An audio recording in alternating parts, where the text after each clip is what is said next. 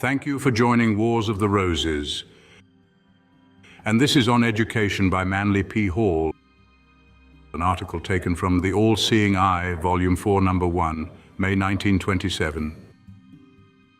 On Education by Manly P. Hall. Education is emancipation from herd opinion, writes Everett Dean Martin, who then adds that it is self-mastery, capacity for self-criticism, suspended judgment, and urbanity. We are profoundly impressed with the importance of the first 6 words. Education is emancipation from herd opinion. Can there be a more dangerous form of herd opinion than that which results from the gathering together of hundreds of young minds from every walk of life into one room, and they're teaching them all the same thing in the same way?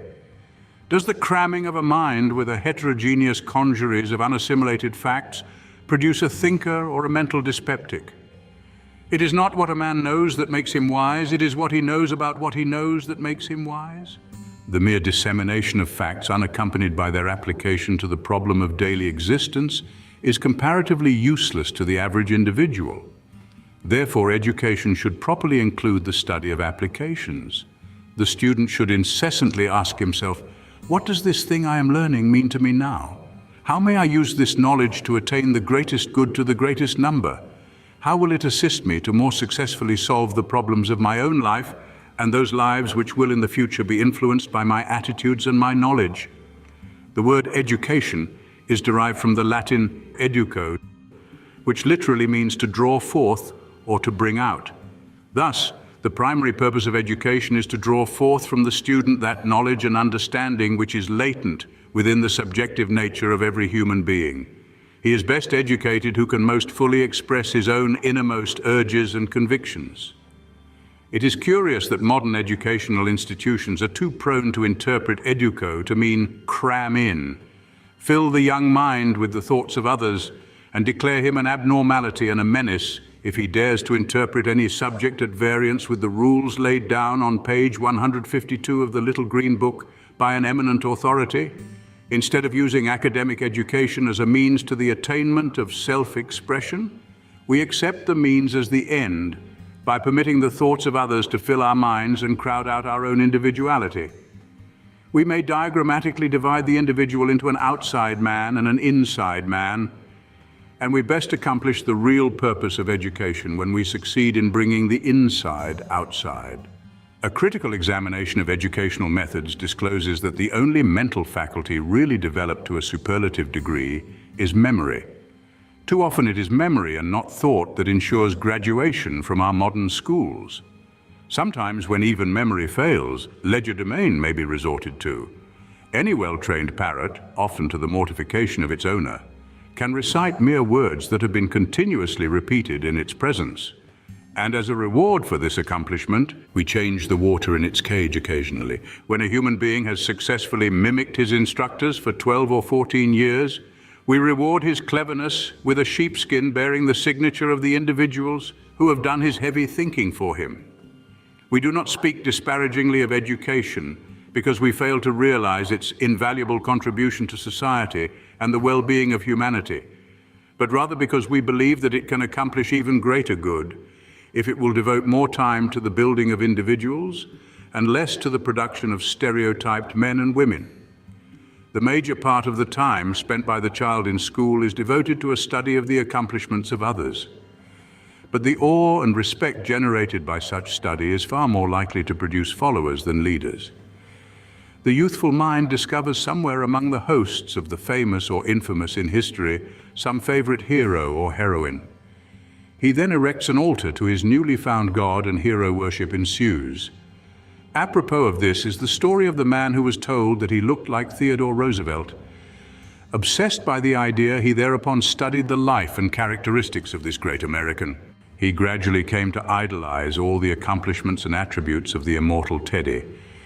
He began to wear Rooseveltian clothes, to smoke Rooseveltian cigars, and even to smile the unforgettable Rooseveltian smile. In fact, he did everything that Roosevelt did except to amount to something. The moral is simply this: when we follow in the footsteps of others, we do ourselves a terrible injustice. There is an individuality within each of us, capable of infinite achievement, that must express itself in its own peculiar way. So long as we copy others, so long as we are servants to the discoveries, the theories and the reflections of others, the individual greatness within each one of us is denied suitable expression. The lives of the great and the true who have gone before are noble examples from which we may gain much of inspiration and knowledge. In its final analysis, however, each must live his own life, and when we permit ourselves to substitute the achievements of others for individual achievement, we lose the greatest opportunity in life, the opportunity to be ourselves.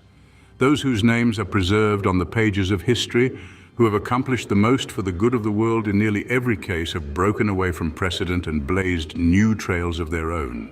Today we are sadly in need of pioneers who are not afraid to sail their ships into uncharted seas. Explorers who dare to contradict with views of their own the pedagogues of art and science. Is it possible to imagine a more pathetic miscarriage of education than that evidenced by the youthful scholar who, when asked why he knew a certain thing, glibly replied, "It must be true. Dr. Jones just told me so." That mind is absolutely inactive that knows things to be true because another has affirmed it. That which the mind has not demonstrated for itself by logic and reason is valueless as an element in higher education. We may believe we have acquired a smattering of history, geography, or arithmetic with a minimum of cerebral activity. But this is only because we do not possess the faintest conception of the actual meaning of these subjects. History is the key to the unfoldment of the human mind. Geography is the key to the unfoldment of nations, languages, religions, and philosophies. And mathematics is the key to the unfoldment of the universe and the human soul. But the analogies upon which an understanding of these subjects depends can only be worked out by a highly evolved mind. These analogies constitute the point where the thinking power enters the picture. They are also the point where the average man and woman, educated according to modern standards, fade out of the picture. Special emphasis should be laid by educational institutions upon the innate superiority of those types of mind which dare to differ. If education will devote itself to equipping the individual to think for himself, we will have a far more impressive number of creative thinkers to solve the ever-complicating problems of modern civilization. Do those people who are seeking to prevent the teaching of evolution in the public schools realize that dogmatic methods of education will accomplish for education what the Inquisition accomplished for theology? Modern education is too often a case of the blind leading the blind. The teacher, trained according to a certain textbook, is mentally unfit to instruct beyond the narrow limitations of a few printed pages. In Greece, a different practice prevailed. There the teacher must prove his point and the student could question the accuracy of any statement at any time. We ask you what would happen were every modern teacher forced to prove the things he teaches? And yet can any person conscientiously ask another to understand or to admit as true a statement which he cannot prove himself? Democracy is the most difficult form of government of which we have any record, for its successful operation implies that the people of a country shall be educated. It implies that their wisdom shall be sufficient not only to make law for themselves, but laws for each other. A democracy whose individual units are not equipped to delegate their own destiny is bound to fail in its purpose. Diogenes said, "The foundation of every state is in the education of its youth." True education implies, first and foremost, self-knowledge. It means that when the youth has laid aside his books and taking up the tools of labor, becomes a part of the vast organism of human society, he shall become not only a center of intelligence capable of protecting himself from the pitfalls of indecision, but also qualified to establish or participate in the establishment of that most fundamental structure of society, the home. True education, therefore, has a threefold mission. 1. It must equip the youth to maintain himself in the commercial plan so that he may always be an independent and self-supporting unit. 2. It must prepare him for the gigantic cosmic responsibility of establishing the next generation by a thorough understanding of those relationships, ignorance concerning which is the fundamental cause of the world's social evil. 3. It must equip him to make a mental, ethical, or physical contribution to the world which has born him and given him the opportunity to express himself. For no life is complete unless it accomplishes at least one thing that has not been accomplished before. What we need today is not an education which enables the individual to become a mere cog in the pounding commercial machine, grinding out the lives and souls of men. What we need today is that form of education which will enable the individual to smash the machine that is smashing him. The machine is not intelligent and controls non-intelligent creatures. There is but one power capable of destroying the false structure of modern ethics, and that power is the human mind. The salvation of the world, therefore, depends upon thought, and education is the medium by which the potentialities of mind may be developed. Great is the responsibility upon the shoulders of educators, but their opportunity is as great as their responsibility, Lord Brougham once said. Education makes people easy to lead but difficult to drive, easy to govern but impossible to enslave. Thank you for watching, and please don't forget to share, like, subscribe and comment, and if you can, please consider donating to Wars of the Roses. Links to PayPal and Patreon are in the description. Thank you so very much.